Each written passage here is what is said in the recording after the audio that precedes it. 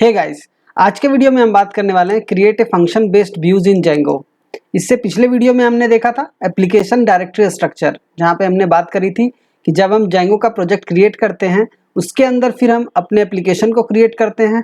तो जेंगो हमें जो एप्लीकेशन क्रिएट करके देता है, जो जिस कमांड को हम चलाते हैं पाइथन manage.py स्टार्ट ऐप और अपने एप्लीकेशन का नाम, तो जो एप्लीकेशन वो आता है उसमें कौन कौन सी फाइल हमें जेंगो देता है और उस फाइल पे हम कैसे कोडिंग करते हैं, किस तरह से कोड अप्लाई करके हम अपने प्रोजेक्ट की जो कनेक्टिविटी होती है उसे बनाते हैं, इसके बारे में हमने सीखा था प्रीवियस वीडियो में।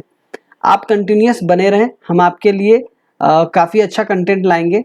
तो आज हम स्टार्ट करते हैं create a function based views in Django. इससे पहले मैं आपको बता दूं कि हमारे पास जो है प्रोजेक्ट साइनोप्सिस जो है आपको फ्रीली अवेलेबल करवाया जाएगा। यहाँ पे आप देख सकते हैं पंजवानी सॉफ्टवेयर्स पे, यहाँ पे ऑलरेडी आप देखेंगे तो 16 डला हुआ है और भी यहाँ पे अवेलेबल करवाया जाएगा। तो अगर आपको यहाँ से डाउनलोड करना है तो आप डाउनलोड कर सकते हैं, आप इससे प्रोजेक्ट आइडिया ले सकते हैं। अगर आपको भी कोई रिक्वायरमेंट हो तो आप हमें उस रिक्वायरमेंट को सेंड कर सकते हैं, मैं आपके उस रिक्वायरमेंट के अकॉर्डिंग मैं इस पे प्रोजेक्ट बनाऊंगा। ये आपको पूरे पंजवानी सॉफ्टवेयर्स पे मिलेगा कहाँ? प्रोजेक्ट साइनोप्सिस का सेक्शन, तो आपको जाना है CSIT प्रोजेक्ट, जो कि आप देखेंगे यहाँ पे होम के जस्ट राइट साइड में है। इस पर क्लिक करने के बाद आपको यहाँ पे दिखेगा प्रोजेक्ट साइनोप्सिस, ठीक है। तो यहाँ पे क्लिक करने के बाद आपको ये वाला सेक्शंस मिलेगा प्रोजेक्ट साइनोप्सिस का, जहाँ से आप फ्रीली डाउनलोड कर सकते हैं। बहुत सारे पाइथन जेंगो पे बने, PHP पे बने, इन सब के साइनोप्सिस वगैरह यहाँ से फ्रीली डाउनलोड कर सकते हैं, ठीक है। तो मैं स्टार्ट करता हूँ कि create a function based views in Django. इसमें हम क्या बताने वाले हैं? इसमें हम बताने वाले हैं कि function based views in Django for beginners, कि बिगनर्स को कैसे फंक्शन बेस्ड व्यू को सीखना चाहिए, किस तरह से हम कनेक्शंस को बनाएंगे, अपने फंक्शन को व्यूज से कनेक्ट करके रखेंगे, फिर आपको व्यूज जो होगा वो कैसे कनेक्ट होगा अदर चीज़ों से, इसके बारे में हम डिस्कस करेंगे। तो यहाँ देखते हैं, यहाँ लिखा हुआ है create a function based views in Django. कैसे क्रिएट होगा फंक्शन बेस्ड व्यू? तो इस तरह से कुछ कोड दिया हुआ है। सबसे पहले हम सीखेंगे कि ये जो व्यूज होता है इसका यूज़ क्या होता है। ये जो हमारा व्यूज है उसका प्रोजेक्ट में यूज़ क्या है? तो देखिए यहाँ पे लिखा हुआ है Django is a popular Python web framework that allow developer to build robust and scalable web applications. One of the key features of Django is its support views, है ना। यहाँ ये क्या है, सबसे मेन जो इसका फीचर्स है Django का, कि वो व्यूज को सपोर्ट करता है, जो कि किस चीज़ के लिए रिस्पॉन्सिबल है? For processing user request and returning responses. तो जितने भी प्रोजेक्ट होते हैं, आप कोई भी प्रोजेक्ट बनाओ, वो सबके सब प्रोजेक्ट क्या होते हैं? दो ही चीज़ पे बेस होते हैं, एक होता है रिक्वेस्ट और दूसरा होता है रेस्पॉन्स। तो जो व्यूज होता है, जो हमारे प्रोजेक्ट का, जो पाइथन प्रोजेक्ट का जो रिक्वेस्ट रेस्पॉन्स है, उसको कौन हैंडल करता है? ये आपको व्यूज हैंडल करता है। पाइथन का जो जेंगो का व्यूज है वो हैंडल करता है रिक्वेस्ट और रेस्पॉन्स को। रिक्वेस्ट रेस्पॉन्स का मतलब क्या हुआ? जैसे कि आप देखेंगे यहाँ पे पंजवानी सॉफ्टवेयर्स है, अगर आपने इस लिंक पे क्लिक किया, यानी कि यूजर ने क्या किया, यहाँ से रिक्वेस्ट दिया किसको? सर्वर को। सर्वर पे क्या करेगा? सर्वर पे इस नाम से जो भी URL होगा वो उसको सर्च करेगा, और आपको जो सामने UI पे दिख रहा है वो हम सर्वर ने क्या किया? आपको रेस्पॉन्स में दिया। तो बस यहाँ दो ही चीज़ें होती है, एक आपको रिक्वेस्ट करना होता है, फिर वहाँ से रेस्पॉन्स आपको मिलता है। जैसे कि आप यहाँ पे लिंक भी देखेंगे, अगर आप इनमें से किसी भी लिंक पे क्लिक करेंगे तो आपने जब क्लिक किया तो आपने सर्वर को रिक्वेस्ट भेजा, और आपको जो सर्वर है वो आपको वापस से क्या भेजता है? रेस्पॉन्स भेजता है, जो कि HTML पेज होता है और आपको क्लियरली दिखता है एक डिजाइनिंग बना हुआ पेज के थ्रू, ठीक है। तो ये पूरा का पूरा रिक्वेस्ट रेस्पॉन्स पे वर्क करता है। तो ये सब हैंडल कौन करता है? तो हमारा जो जेंगो का है वो व्यूज हैंडल करता है। तो ठीक है, तो यहाँ पे आपको दिखाना है कि यहाँ पे व्यूज किस तरह से बनता है, ठीक है। तो यहाँ पे देखेंगे लिखा है to create FBV function based views in Django we first need to import the necessary modules. आपको मॉड्यूल्स को इम्पोर्ट करना आना चाहिए, उसकी कनेक्टिविटी कैसे बनती है ये भी आना चाहिए, आपको एक पेज को दूसरे से कैसे इंपोर्ट करना है ये चीज़ें आनी चाहिए। मैं आपको बताऊंगा भी कि प्रोजेक्ट में बहुत सारे पेजेस होते हैं, क्योंकि जेंगो जो एक रोबस्ट एप्लीकेशन क्रिएट करता है, तो यहाँ पे बहुत मल्टीपल फाइल्स आपको देखने को मिलेंगे। तो उनका कनेक्शंस हम कैसे बनाएंगे, किस तरह से इस पेज को उस पेज से इंपोर्ट करेंगे, इसके फंक्शंस को उसमें यूज़ करेंगे, तो इन सबको कनेक्शन के लिए आपको क्या आना चाहिए थोड़ा सा, कि हम कैसे इंपोर्ट करते हैं, कैसे कनेक्टिविटी बनाते हैं, मॉड्यूल्स कनेक्टिविटी, ठीक है। जहाँ की मैंने आपको एग्जांपल में दिखाया है कि यहाँ पे एक फंक्शंस है, अगर मैं इसे जूम कर दूं, यहाँ एक फंक्शन है, पाइथन का फंक्शन इसी तरह से लिखा जाता है DEF यूज करके। ये एक फंक्शन है हेलो वर्ल्ड के नाम से, जो कि ये रिक्वेस्ट ले रहा है और वापस से रेस्पॉन्स में आपको HTTP रेस्पॉन्स दे दे रहा है, जो कि एक HTML कंटेंट है जिसमें क्या लिखा हुआ है, हेलो वर्ल्ड, और ये रेस्पॉन्स में आपको HTML पे शो करेगा हेलो वर्ल्ड। तो ये जो है ये फंक्शंस क्या आपको रिटर्न दे रहा है, HTTP रेस्पॉन्स। लेकिन इस HTTP रेस्पॉन्स को यूज करने के लिए आपको क्या करना होगा, मॉड्यूल्स को इंपोर्ट करना होगा इस HTTP रेस्पॉन्स को, जो कहाँ से इंपोर्ट होता है, Django.http से। तो ये चीज़ें आप जितना ज़्यादा करते जाओगे आपको ये सारी चीज़ें याद रहेगी। फिर मैं आपको नेक्स्ट प्रोसेस पे चलता हूँ कि जैसे ही आपने व्यूज़ क्रिएट किया तो इस व्यूज़ को कॉल करने के लिए इसको URL से कनेक्ट करना होता है। जैसे कि मैंने आपको बताया कि यहाँ पे एक URL लिखा हुआ है, ये जो पूरा है वो एक URL है, और इसमें ये पार्ट जो है, ये पार्ट को हम डिफाइन करते हैं urls.py में। तो मैं आपको दिखा दूं यहाँ पे, जो हम जिस लिंक पे क्लिक करने की वजह से हेलो स्लैश करके आ रहा, तो इसको हम कहाँ डिफाइन कर रहे हैं, urls.py में। तो अगर आप व्यूज वाले पार्ट को urls.py में डिफाइन कर रहे हैं, जैसे कि एक हेलो वर्ल्ड नाम से एक फंक्शन है, आप देख सकते हैं यहाँ पे हेलो वर्ल्ड के नाम से फंक्शन ये यहाँ है। अगर मैं इसे यहाँ डिफाइन कर रहा हूँ, जो कि एक अलग पेज है, यहाँ पे बता रहे urls.py में है, जो कि एक डिफरेंट पेज है, तो हमें क्या करना होता है, अपने व्यूज को यहाँ पे इंपोर्ट करना होता है। आप देख सकते हैं किस तरह से इंपोर्ट किया, फ्रॉम डॉट इम्पोर्ट व्यूज, इस तरह से। ये मैं आपको बताऊंगा जब प्रोजेक्ट पे आएंगे कि ये कैसे इंपोर्ट किया, ये फाइल कहाँ पे अवेलेबल था, और उसके अकॉर्डिंग इसने यहाँ पे इंपोर्ट किया, जहाँ पे भी अवेलेबल था उसके लोकेशन को देख के, ठीक है। तो यहाँ इसने किया फ्रॉम डॉट इम्पोर्ट व्यूज, इसने व्यूज को इम्पोर्ट कर लिया अपने पाथ पे, ठीक है। हम अपने प्रोजेक्ट के अकॉर्डिंग यहाँ पे इंपोर्ट करेंगे, यहाँ पे इसने जो भी इंपोर्ट किया हो। तो आपको इस तरह से व्यूज़ को इंपोर्ट करना होता है, और आपको एक पाथ सेट करना होता है अपने फंक्शंस के लिए, ताकि जब भी आपको रिक्वेस्ट मिले तो इस यहाँ से रिक्वेस्ट मिलेगा और आपको ये रिस्पॉन्स रिटर्न करना होता है। तो ये पूरा एक फंक्शन बेस्ड व्यू है जो आपको रिमेंबर करना होता है। पूरे प्रोजेक्ट में ये सारी चीज़ें सेम ही रहती है। जहाँ पे हम जब भी एक फंक्शन बनाते हैं रिक्वेस्ट का फंक्शन, तो उस रिक्वेस्ट को लेने के लिए मुझे एक URL क्रिएट करना ही होता है। फंक्शन अगर रिक्वेस्ट का हो तो, अदरवाइज बहुत सारे फंक्शनलिटी बनती हैं जो views.py से हट के भी बनती है, तो उनके लिए मैं नहीं करता क्रिएट, ठीक है। हम उनके लिए क्रिएट नहीं करेंगे, उनको हम आपस में कनेक्ट करवा के यूज़ करते हैं। तो जितने भी रिक्वेस्ट के लिए फंक्शंस यूज़ होंगे उसका क्या करना होता है, हमें URL भी क्रिएट करना होता है। फिर देखेंगे passing data to function based view. यहाँ पे अब क्या एक्सप्लेन कर रहे हैं कि जैसे वो तो बस एक फंक्शन था जहाँ पे बस हम रिक्वेस्ट ले रहे थे और रिस्पॉन्स रिटर्न कर रहे थे, लेकिन आप देखेंगे तो इस फंक्शन में हम डेटा भी पास कर रहे हैं और उस डेटा को यूज कर रहे हैं, और उस डेटा को हम HTML पे भेज रहे हैं। यानी कि रिक्वेस्ट के साथ आपको डेटा भी भेजा जाएगा, और आप उसको कैसे हैंडल करेंगे ये भी हम बात करेंगे, ठीक है। तो ये उसके अकॉर्डिंग बना हुआ है कि आपको डेटा मिला और आप उस डेटा को शो करवा पा रहे हैं। फिर handling forms with function based views. अब आपका फंक्शन बेस्ड व्यूज जो है वो आपके फॉर्म को कैसे मैनेज करता है। जैसे कि यहाँ पे contact_us.html के नाम से एक फॉर्म था, इतना दूर अभी नहीं जाएंगे, बस हम आपको ये बता दें किस तरह से ये हैंडल करता है।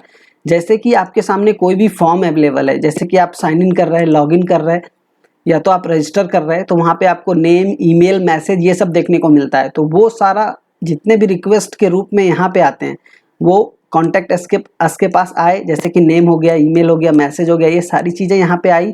हमने इसे एक वेरिएबल में असाइन किया, और उसके बाद इस वेरिएबल को जो भी यूज़ करना हो, या तो आप मॉडल को क्रिएट करें, या तो आप उसको कुछ एडिशन करके आप वहाँ भेज दें, रेस्पॉन्स में भेज दें, या तो आप उसको जो भी आप उसको लॉजिकल अप्लाई करके आप उसको वहाँ पे क्रिएट करके आप रेस्पॉन्स में भेज सकते हैं।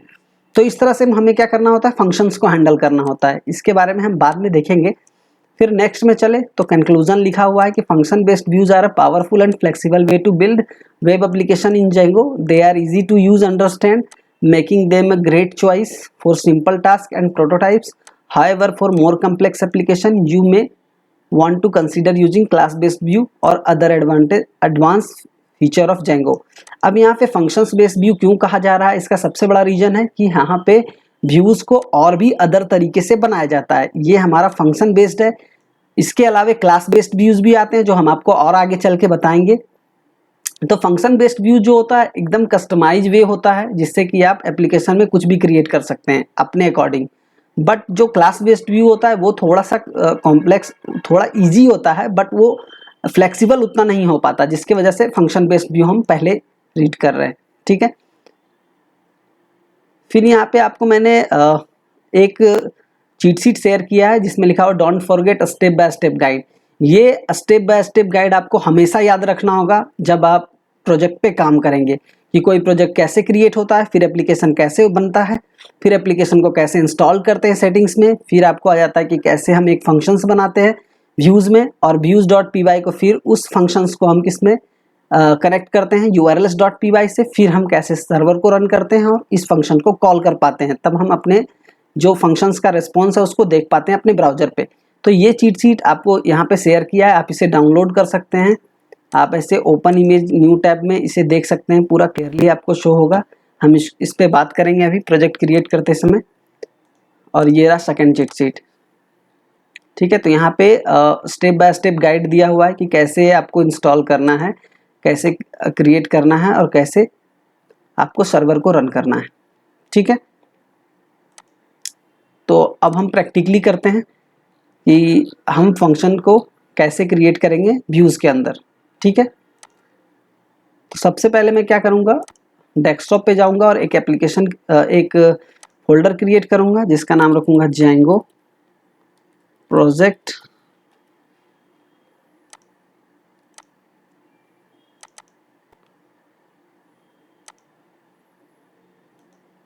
यहाँ मैं एक और फोल्डर क्रिएट कर लेता हूँ,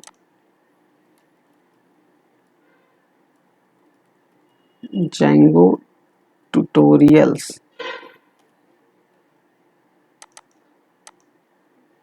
अब यहाँ से मैं क्या करूँगा, CMD ओपन कर लेता हूँ, कमांड प्रॉम्प्ट, या तो फिर एक काम कर सकते हैं आप, यहाँ से आप डायरेक्ट ओपन फोल्डर एज पाइचाम कर सकते हैं, या पहले पाइचाम को ओपन कर लें फिर आप इस फोल्डर को ओपन कर सकते हैं। मैं यहाँ से डायरेक्ट पाइचाम को ओपन कर रहा हूँ।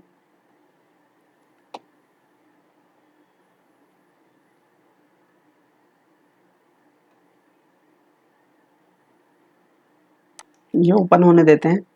आपको ये चीट शीट पे पूरा केयर करना होगा कि कैसे कनेक्टिविटी बनेगी, क्योंकि जैसे जैसे पेजेस बढ़ने लग जाते प्रोजेक्ट में, ये आपको बहुत ज़्यादा कन्फ्यूज़न क्रिएट करने लग जाता है, नेमिंग का, कनेक्टिविटी का, ये सब काफ़ी कन्फ्यूजन होने लग जाता है। इसलिए आपको अगर बेसिक से, अगर स्टार्टिंग से ही आपकी कॉन्सेप्ट क्लियर होंगे तो आप आगे चल के अच्छे से सीख पाएंगे, ठीक है। तो यहाँ पे ये automatic main dot P Y बना के दिया, हमें इसकी नीड नहीं है।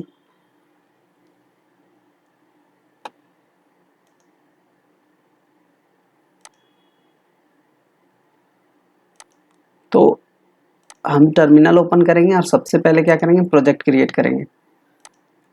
Django ट्यूटोरियल्स के अंदर प्रोजेक्ट कैसे क्रिएट होता है, तो Django -admin स्टार्ट प्रोजेक्ट, और मैं प्रोजेक्ट का नाम रख लेता हूँ पंजवानी सॉफ्टवेयर, तो PS1।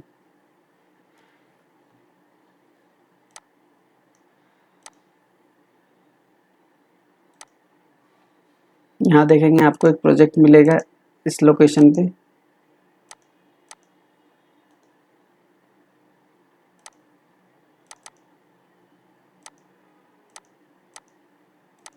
यहाँ पे PS1 के नाम से मिल गया।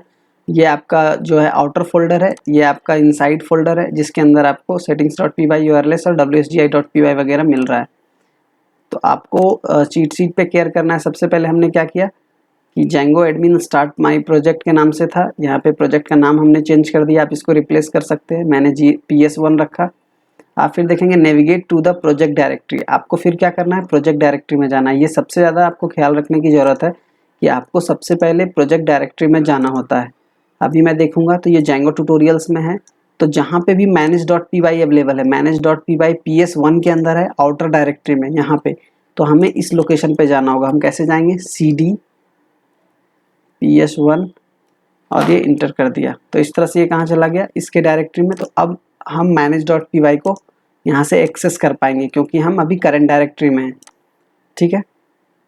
फिर देखेंगे यहाँ पे क्या है, तो इसने स्टार्ट ऐप, यहाँ पे हमने क्या दिया है कि स्टार्ट ऐप करना है, तो हम कमांड लिखेंगे पाइथन, आप py भी लिख सकते हैं या पाइथन पूरा लिखें, manage.py स्टार्ट ऐप और ऐप का नाम, तो मैं ऐप का नाम रख लेता हूँ क्लास क्लासेस के नाम से रख लेता हूँ, या स्टूडेंट मैंने रख लिया, स्टूडेंट के नाम से एक एप्लीकेशन बना लिया। तो आप देखेंगे यहाँ पे ये एप्लीकेशन क्रिएट हो गया। इस प्रोजेक्ट के अंदर हमारा एप्लीकेशन स्टूडेंट के नाम से यहाँ पे बन गया है। अगर आप देखेंगे तो यहाँ पे स्टूडेंट के नाम से एक एप्लीकेशन बन गया है, जहाँ पे आपको देखने को मिलेगा migration, init, admin, apps, models, test, views.py। तो हम इस views.py के बारे में बात कर रहे हैं कि यहाँ पे हम फंक्शंस कैसे लिखेंगे और इसको एक्सेस कैसे करेंगे। ठीक है, तो हमने सबसे पहले क्या किया, सबसे पहले हमने प्रोजेक्ट क्रिएट किया, फिर हमने नेविगेट किया, प्रोजेक्ट के फोल्डर में गए। प्रोजेक्ट वाले फोल्डर में आपको एप्लीकेशन के फोल्डर में नहीं जाना है, प्रोजेक्ट के फोल्डर में सिर्फ जाना है। जैसे हम PS1 के अंदर है, हमारे प्रोजेक्ट का नाम है PS1, यहाँ पे एक स्टूडेंट नाम से एप्लीकेशन है। इस एप्लीकेशन में हम views.py में बात करेंगे। ठीक है, तो ये हमारा स्टार्ट ऐप है जो हमने अभी जस्ट स्टार्ट किया था। फिर देखेंगे यहाँ पे क्या है, तो आपको इस एप्लीकेशन का नाम कहाँ पे डालना है, इंस्टॉल्ड ऐप में।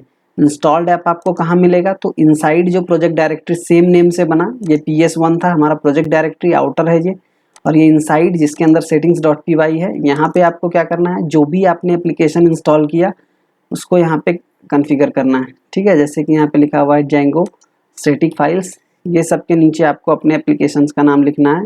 जैसे हमने एप्लीकेशन क्रिएट किया स्टूडेंट के नाम से, तो हमने ये अपने एप्लीकेशन को यहाँ पे कॉन्फ़िगर कर दिया। फिर नेक्स्ट स्टेप अगर आपको चेक करना है तो आप देखेंगे यहाँ पे नेक्स्ट स्टेप में है कि अब आप यहाँ पे views.py में जाके आपको फंक्शंस क्रिएट करना है। आपको views.py कहाँ मिलेगा, मैं आपको फिर से बता दूँ, तो ये आपका प्रोजेक्ट है PS1 के नाम से। PS1 में यहाँ PS1 आपका इनसाइड है और ये आपका एप्लीकेशन नेम है। ठीक है, इस एप्लीकेशन नेम में आपको ओपन करना है इसको, यहाँ पे views.py मिलेगा। तो इस views.py को आपको ओपन करना है यहाँ पे। अब आप यहाँ पे फंक्शन बना सकते हैं, जैसे मैं बनाऊंगा फंक्शन def स्टूडेंट नेम से, स्टूडेंट नेम। तो फंक्शन में क्या होता है, यहाँ पे आपको रिक्वेस्ट होता है, रिक्वेस्ट ऑब्जेक्ट, और यहाँ से आपको रेस्पॉन्स करना होता है, रेस्पॉन्स को रिटर्न करना होता है। तो मैं लिखूंगा HTTP रेस्पॉन्स। अब जैसे इसमें लिख दिया हेलो स्टूडेंट, ठीक है, इस तरह से मैंने लिख दिया। यहाँ देखेंगे आप रेड मार्क आ रहा क्योंकि हमने इसे इंपोर्ट नहीं किया है। तो हम इसको इंपोर्ट कैसे करेंगे, Django.http, और इससे इंपोर्ट होगा वो HTTP रेस्पॉन्स। ये देखिए जो भी चीज़ें इससे इंपोर्ट होगा वो यहाँ पे शो कर रहा है। तो हमने कर दिया HTTP रेस्पॉन्स, तो ये HTTP रेस्पॉन्स को यहाँ पे कॉन्फ़िगर कर पा रहा है। अब हमने व्यूज़ बना लिया, आपको ये हमेशा रिमेंबर रखना होगा। मैं फिर से आपको बता दूं, सबसे पहले हमने क्या किया, प्रोजेक्ट क्रिएट किया। कैसे क्रिएट किया, तो इस कमांड को यूज़ करके, Django एडमिन स्टार्ट प्रोजेक्ट के नाम से था। उसके बाद जब ये प्रोजेक्ट फोल्डर बन के आया तो इसके अंदर PS1 नाम से ये इनसाइड जो प्रोजेक्ट फोल्डर होता है वो था, जिसमें आपको settings.py वगैरह देखने को मिलेगा। फिर हमने क्या किया, एप्लीकेशन क्रिएट किया python manage.py स्टार्ट ऐप से, वहाँ पे हमारे एप्लीकेशन का नाम स्टूडेंट डाला। फिर हमने इस स्टूडेंट जो भी नेम से एप्लीकेशन है आपका, उसको आपको सेटिंग्स में इंस्टॉल्ड ऐप में जाके आपको कॉन्फ़िगर करना है। उसके बाद आप क्या करेंगे, views.py में आएंगे। यहाँ पे views.py में मैं आ गया।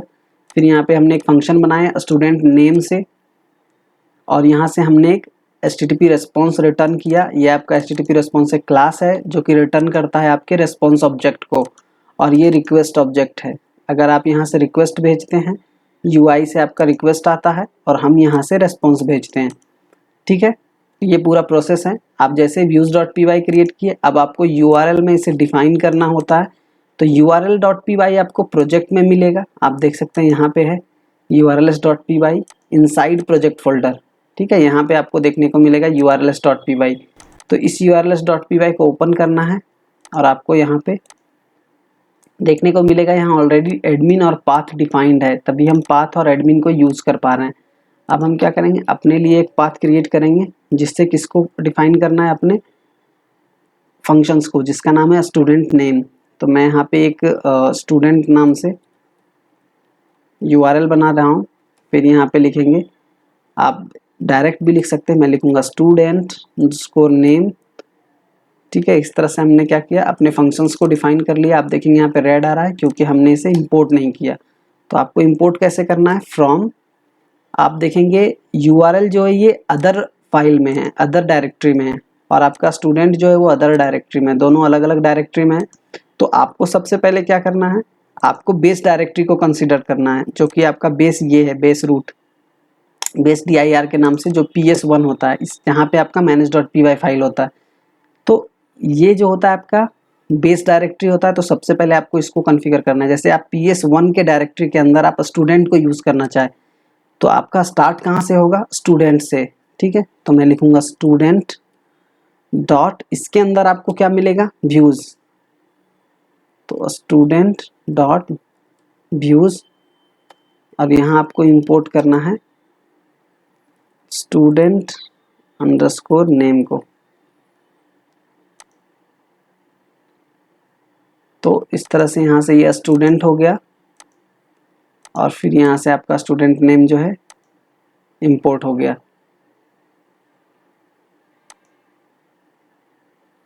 ठीक है। अब हम चेक कर सकते हैं, आप नेक्स्ट देखेंगे तो यहाँ पे पाथ इंपोर्ट होने के बाद यहाँ पे रन सर्वर करना है। तो हम रन सर्वर करेंगे। यहाँ से हमें रन सर्वर करने से पहले चेक करना होगा कि हम प्रोजेक्ट फोल्डर के अंदर है या नहीं। तो ये प्रोजेक्ट फोल्डर है PS1 के नाम से।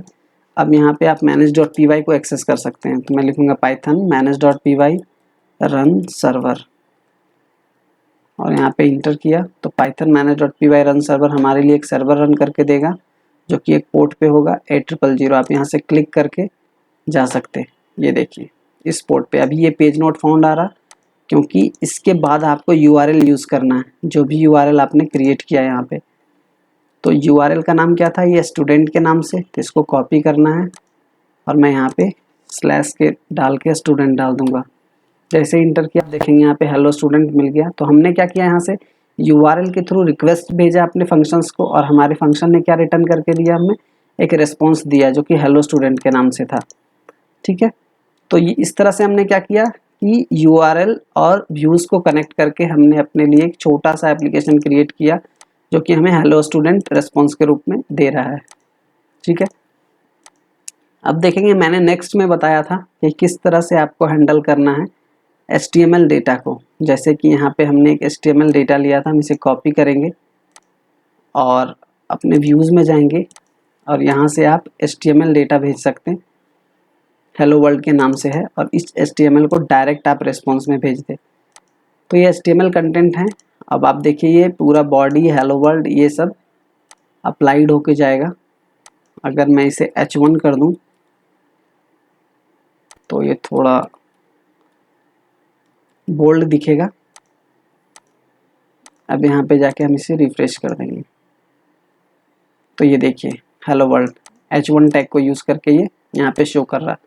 तो इस तरह से हमने HTML कंटेंट को भेजा। फिर यहाँ पे मैंने आपको बताया था कि किस तरह से डेटा पास करना है, ठीक है। जैसे कि यहाँ से मैंने नेम पास किया, तो इसको हम कॉपी करेंगे, और आपको क्या करना है, जैसे मैंने कॉपी किया तो आपको व्यूज़ में जाके पेस्ट कर देना है। ये ग्रीट यूज़र के नाम से है, ठीक है। मैं इसे ग्रीट यूज़र ही रहने देता हूँ इस फंक्शन का नाम। ये क्या कर रहा है, रिक्वेस्ट ले रहा है, उसके साथ ये डेटा भी चाहिए इसको नेम के नाम से। तो ये जो होता है इसका URL अलग तरीके से बनेगा। ये URL जो है अलग बना, ये URL अलग बनेगा, क्योंकि इस URL के साथ आपके पास डेटा भी आ रहा है, ठीक है, जिसको हम फॉर्मेट करके HTML के साथ भेज रहे हैं। जैसे हेलो है तो जो भी नेम भेजेंगे वो यहाँ पे फॉर्मेट होकर उसका नेम आ जाएगा। तो हेलो वर्ल्ड, तो वर्ल्ड नेम भी अगर मैं भेजूँगा पंजवानी सॉफ्टवेयर, तो यहाँ पे पंजवानी सॉफ्टवेयर शो करेगा।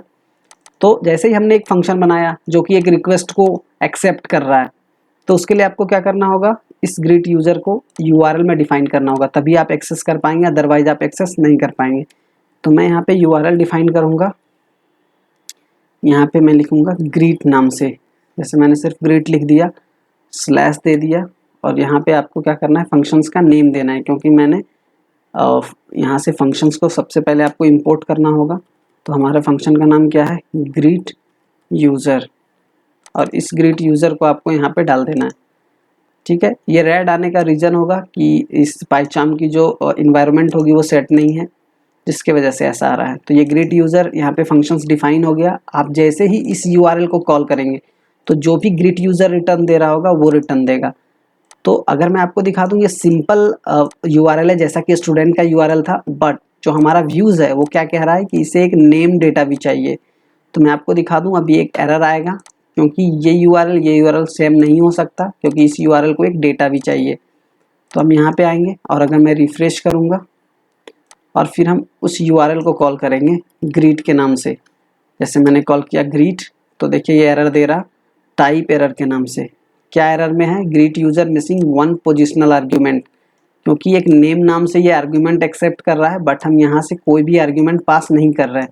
तो जब भी हमें कोई आर्ग्यूमेंट पास करना हो रिक्वेस्ट के साथ, तो उसके लिए हमें जो URL होता है वो अलग तरीके से लिखना होता है। तो कैसे लिखना होता है? जैसे नेम एक स्ट्रिंग है, तो मैं यहाँ पे स्ट्रिंग दूंगा और यहाँ पे जो भी नाम यहाँ पे यूज़ किया था, बस ये आपको याद रखना है, यहाँ पे अगर नेम लिखा हुआ है तो आपको यहाँ पे भी क्या देना है? नेम ही देना है। इस चीज़ में आपको कन्फ्यूजन आ सकती है, तो आपको ध्यान रखना है। अगर मैं यहाँ पे इंट डेटा अगर लेना चाहूँ तो आप यहाँ पे इंट भी लिख सकते हैं। वैसे मैंने यहाँ पे स्ट्रिंग लिखा है, जो एक डेटा टाइप है कि जो भी वहाँ से डेटा आएगा वो कौन से टाइप का होगा। तो हमारा जो डेटा आएगा नेम, वो किस टाइप का होगा? स्ट्रिंग टाइप का होगा। तो ये इस तरह से एक्सेप्ट करेगा। अगर आपको, मैं एक बार फिर से बता दूं, अगर आपको URL में डेटा के साथ चाहिए तो आपको इस तरह से डेटा को भी भेजना होता है। ठीक है, तो अगर मैं यहाँ से डेटा भेजूँगा, जैसे मैं भेज रहा हूँ पंजवानी सॉफ्टवेयर्स, इस तरह से, तो ये जो है ये मेरा डायनेमिक हो गया। आप कुछ भी भेज सकते हैं ग्रीट फंक्शन के साथ, जो भेजेंगे वो उसको फॉर्मेट करके यहाँ पे शो करेगा। जैसे ही मैंने इंटर किया तो इसने शो करके क्या भेजा? हेलो पंजवानी सॉफ्टवेयर्स, क्योंकि मैंने जो यहाँ से भेजा वो उसको फॉर्मेट करके यहाँ दे रहा। अब यहाँ अगर मैं स्टूडेंट का भी नाम दूँ, स्टूडेंट नेम ऐसे करके और इंटर करूँ, तो यहाँ पे ये स्टूडेंट नेम दे रहा। ठीक है, तो ये एक डायनेमिक हो गया पूरी तरह से। आप देखेंगे ग्रिट जो है एक हमारा फंक्शन का URL है, जो क्या ले रहा है? साथ में एक डेटा भी ले रहा। जैसे मैं इस डेटा पे अगर कोई नाम भी दे दूं, जैसे कि जॉन 2, ठीक है, और स्पेस भी मेंटेन करके दे दे, एंटर किया, तो आप देखेंगे यहाँ पे भी आपको इस तरह से मिल गया। तो हम यहाँ से डेटा भी पास कर रहे हैं और ये डेटा को एज ए रेस्पॉन्स हमें दे रहा है। तो ये आपको समझ में आ गया होगा कि वास्तव में हम किस तरह से दो तरीके का फंक्शंस बनाते हैं। जैसे कि एक वाला फंक्शन हो गया जो विदाउट डेटा ले रहा, जो डायरेक्ट आपके URL पे हिट करने पे बस ये रिस्पॉन्स दे रहा। यहाँ पे क्या है कि मैं डेटा भी पास कर रहा हूँ URL के साथ, तो उस डेटा को फॉर्मेट करके आपको रिस्पॉन्स दे रहा। इस डेटा के साथ आप जो भी कर सकते हैं, सेव करके रख सकते हैं, जो भी कर सकते हैं। मैंने क्या किया, फॉर्मेट करके यहाँ से सेंड कर दिया। तो ये यहाँ से ये फंक्शंस यूज़ में आ गया हमें डेटा एक्सेप्ट करने और उस डेटा को फॉर्मेट करके भेजने में। तो पूरा इस तरह से आप व्यूज़ बना सकते हैं। आप डिफरेंट एप्लीकेशन क्रिएट करके, यहाँ पे जैसे स्टूडेंट है तो मैं दूसरा भी एप्लीकेशन बना सकता हूँ, उसके व्यूज़ में जाके भी आप फंक्शन डिफाइन कर सकते हैं। उस फंक्शंस को भी आप URL में जाके यहाँ पे डिफाइन कर सकते हैं और उसको एक्सेस कर सकते हैं यहाँ से उस URL को यूज़ करके। तो ये आपको समझ में आ गया होगा। और अगर मैं आपको एक बार एक्सप्लेन कर दूँ इस चीट शीट को, तो आपको याद रखना है, जैसे मैं इसे ओपन कर देता हूँ कि कैसे करना है। तो सबसे पहले हम क्या करते हैं, प्रोजेक्ट क्रिएट करते हैं, तो उसके लिए ये कमांड है। उसके बाद आपको नेविगेट करना होता है, उस प्रोजेक्ट फोल्डर तक जाना होता है, उस लोकेशन तक जाना होता है जहाँ पे manage.py होता है। उस manage.py को यूज़ करते हैं हम कैसे, पाइथन manage.py, और यहाँ पे अपने स्टार्ट ऐप लिख के यहाँ पे अपने एप्लीकेशन का नाम लिख देते हैं। ठीक है, आप यहाँ पे कुछ भी लिख सकते हैं माई ऐप के जगह पे।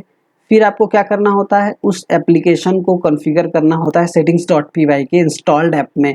आप settings.py को ओपन करेंगे, जो आपको कहाँ मिलेगा settings.py, आपको मिलेगा प्रोजेक्ट नेम से। जो भी आपका प्रोजेक्ट का नाम होगा उसी नेम से एक अंदर आपको एक इनसाइड फोल्डर मिलेगा। जैसे मेरा PS1 नाम से है प्रोजेक्ट, तो उसी नाम से यहाँ पे PS1 के नाम से है, जिसके अंदर मेरा क्या है, settings.py। आप इसको ओपन करेंगे, यहाँ पे आपको इंस्टॉल्ड ऐप मिलेगा, सर्च करेंगे, फिर आपको अपने एप्लीकेशन के नेम को कॉन्फ़िगर कर देना है। फिर नेक्स्ट प्रोसेस क्या है, आगे का प्रोसेस क्या है, तो आप देखेंगे यहाँ पे। फिर आपको क्या करना है कि आप अपने व्यूज़ में views.py को ओपन करेंगे। आपको views.py कहाँ मिलेगा, तो जो आपका फंक्शन, जो भी आपका वो एप्लीकेशन होगा जो आपने अभी जस्ट क्रिएट किया स्टूडेंट नाम से, जैसे मेरा है, तो इसके अंदर आपको ओपन करना है। वहाँ पे आपको views.py मिलेगा, उसे ओपन करना है।